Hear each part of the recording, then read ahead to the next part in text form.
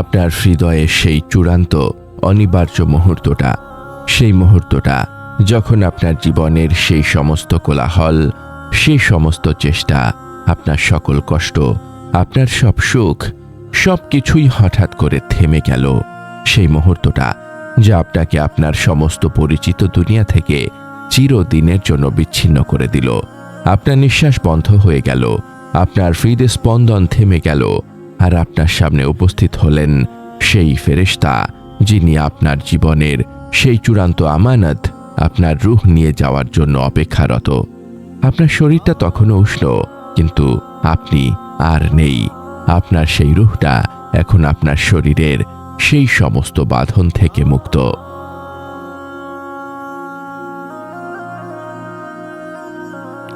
এই যে আপনার সেই মৃত্যুর পর প্রথম 1 ঘন্টা, এই সময়টা হলো আপনার সেই অনন্তকালের জীবনের প্রথম ধাপ। আপনার সেই রুহটা সেই 1 ঘন্টায় কোথায় যায়, আপনার রবের সেই সিদ্ধান্ত কি বা হয়, যা আপনার সেই রুহকে জান্নাতের দিকে নিয়ে যাবে নাকি জাহান্নামের দিকে? সেই মুহূর্তটা কি আপনার জন্য ভয়ঙ্কর হবে, নাকি আপনার জীবনের সেই চূড়ান্ত শান্তি? আপনি কি আপনার সেই জীবনের সবচেয়ে বড় পরীক্ষার জন্য প্রস্তুত?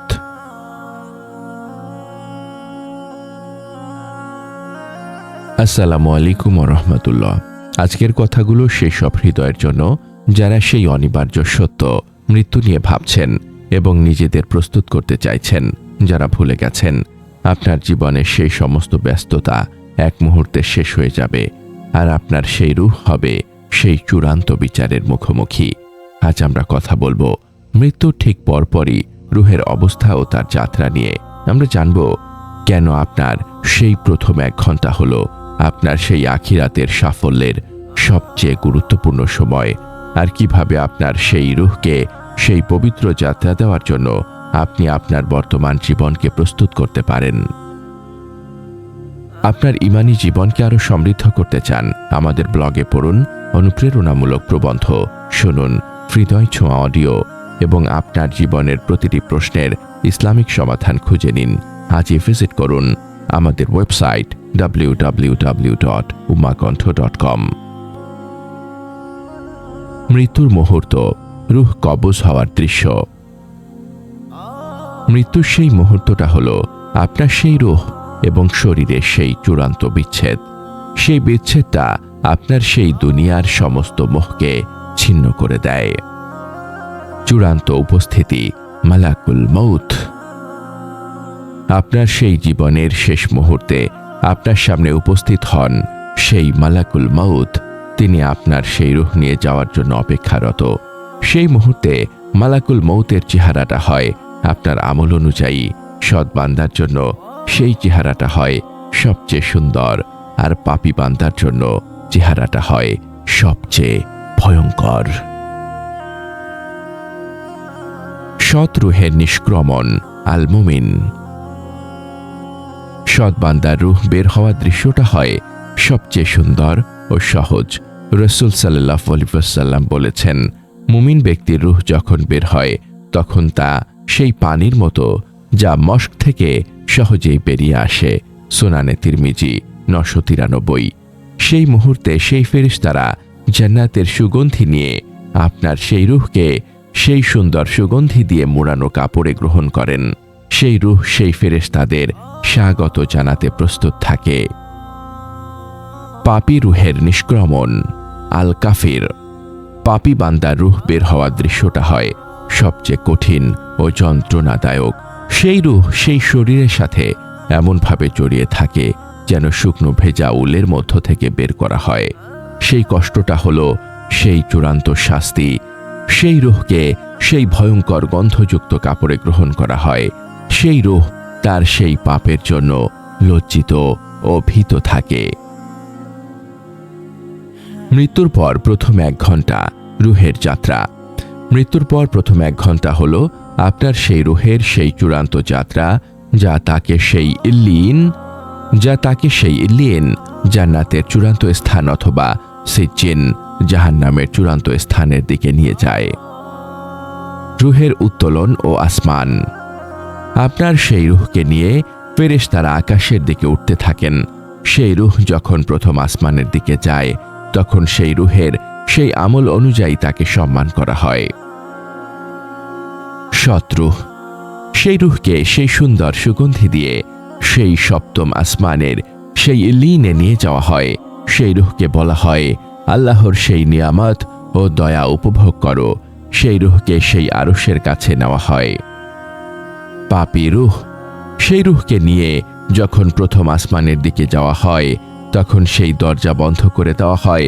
সেই রূহকে সেই চূড়ান্ত অপমান করা হয়। সেই রূহকে সেই সিজ্জিনে মাটির নিচের অন্ধকার স্থানে নিক্ষেপ করা হয়। রূহের প্রত্যাবর্তন, আপনার সেই রূহকে সেই কবরের দিকে ফিরিয়ে আনা হয়। সেই মুহূর্তটা হলো আপনার সেই রূহের সেই চূড়ান্ত পরীক্ষা। আপনার সেই রূহ আপনার সেই সমস্ত আত্মীয় স্বজন, আপনার সেই সমস্ত বন্ধুকে দেখতে পায় যারা আপনার জন্য কাঁদছে। আপনার সেই রূহ সেই কবরের কাছে ফিরে আসে। মানুষের কান্না, আপনার সেই রূহ আপনার সেই মানুষের সেই কান্নাগুলো শুনতে পায়। সেই রূহ বলে, আমার জন্য কেঁদো না, আমার জীবনের সেই আমলগুলো নিয়ে চিন্তা করো। কিন্তু মানুষ সেই ডাক শুনতে পায় না। কবরের প্রথম পরীক্ষা, রূহের জবাব ও কবরের জীবন। আপনার সেই রূহটা আপনার সেই কবরের কঠিন প্রশ্নের উত্তর দেওয়ার জন্য প্রস্তুত হয়। আপনার সেই শরীরটা হয়তো কবরে শুয়ে আছে, কিন্তু আপনার রূহ সেই চূড়ান্ত পরীক্ষার সম্মুখীন হয়। মুনকার ও নাকির, আপনার সেই রূহকে সেই কবরে মুনকার ও নাকির নামক দুই ফেরেশতা প্রশ্ন করেন। সেই প্রশ্নগুলো হলো আপনার জীবনের সেই চূড়ান্ত প্রশ্ন। তোমার রবকে, তোমার দিন কি, এই ব্যক্তি মুহাম্মদ সাল্লাল্লাহু আলাইহি ওয়াসাল্লাম সম্পর্কে তুমি কি বলতে? জবাবের শক্তি। সৎ বান্দা, সৎ বান্দা সেই প্রশ্নের সেই সঠিক উত্তর দেয়, আমার রব আল্লাহ, আমার দিন ইসলাম, আর এই ব্যক্তি আল্লাহর রসুল। সেই জবাবের শক্তি আসে তার সেই দুনিয়ার আমল থেকে। সেই কবরটা তার জন্য জান্নাতের সেই বাগানে পরিণত হয়। পাপী বান্দা, পাপী বান্দা সেই প্রশ্নের উত্তর দিতে পারে না। সে শুধু বলে, আমি জানি না। সেই কবরটা তার জন্য জাহান্নামের এক গর্তে পরিণত হয়। কবরের জীবন, আলম আল বারজাক, আপনার সেই রূহ সেই কবরের জীবনে প্রবেশ করে। সেই জীবনটা হলো আপনার সেই অনন্তকালের জীবনের সেই অপেক্ষা। সেই কবরের জীবন হয়তো আপনার জন্য চরম শাস্তি, অথবা আপনার জন্য জান্নাতের সেই শান্তি। জীবনের প্রস্তুতি, সেই প্রথম ঘন্টার জন্য আমল। আপনার সেই জীবনের সেই প্রথম 1 ঘন্টার জন্য আপনাকে সেই প্রস্তুতি নিতে হবে যা আপনাকে চূড়ান্ত সফলতা এনে দেবে। তওবাতুন নসুহ, খাঁটি তওবা। আপনি আপনার সেই পাপ থেকে সেই খাঁটি তওবা করুন। সেই তওবা আপনার সেই রূহকে সেই পবিত্রতা দেবে। আপনার সেই পাপের বোঝা দূর করুন। সালাত, চূড়ান্ত আমানত। আপনার সেই সালাতকে আপনার জীবনের সেই সবচেয়ে প্রিয় আমল বানান। সেই সালাতই আপনার সেই কবরের সেই নূর হবে। ইস্তেগফার ও জিকির, আপনি সেই আল্লাহর কাছে ক্ষমা চান। সেই ক্ষমা আপনার সেই রূহকে সেই নূর দেবে। সেই জিকির আপনার সেই রূহকে আল্লাহর কাছে আরো প্রিয় করে তুলবে। হালাল রিজিক, আপনার রিজিক যেন পবিত্র হয়। আপনার সেই হারাম উপার্জন আপনার সেই রূহের সেই যাত্রায় বাধা হতে পারে। হুসনুল খতিমার দোয়া, আপনি সেই আল্লাহর কাছে সেই হুসনুল খাতিমা উত্তম মৃত্যুর দোয়া করুন। আপনার সেই শেষ বাক্য যেন হয়, লা ইলাহা ইল্লাল্লাহ।